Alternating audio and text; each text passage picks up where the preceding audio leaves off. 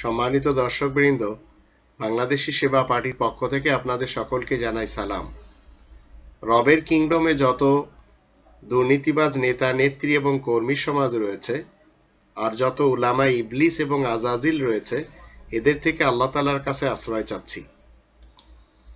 কোরআন আপনাকে এবং আমাকে সবসময় একটি কথা বলে, এই পৃথিবীতে বসবাস করার যুগে সত্যবাদীদের সাথে দিতে হবে এবং তাদের সহযোগী হয়ে জীবন কাটাতে হবে।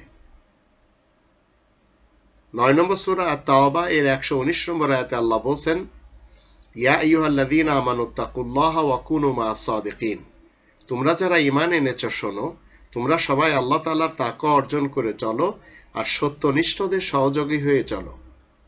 আজ 2020 সালে আমরা দেখতে পাচ্ছি আমাদের দেশে যারা সাংবাদিক সমাজ রয়েছেন, গণমাধ্যম কর্মী যারা রয়েছেন, এরা সবচেয়ে বেশি মিথ্যার পক্ষ নিয়ে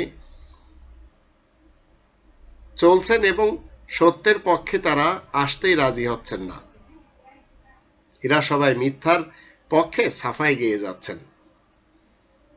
মসজিদ নিয়ে ইনাদের খুব বেশি অ্যালার্জিক রয়েছে, নামাজ নিয়ে ইনাদের খুব বেশি সমস্যা রয়েছে। কিন্তু দুঃখের বিষয় হলো, স্বামীবাগের করোনা আক্রান্ত ইসকন মন্দির নিয়ে ইনারা কিছুই বলতে রাজি নন। ইনাদের ভিতরে আবার অনেকে ব্যারিস্টার রয়েছেন, গা গ্রামে ঘুরেও বেড়ান।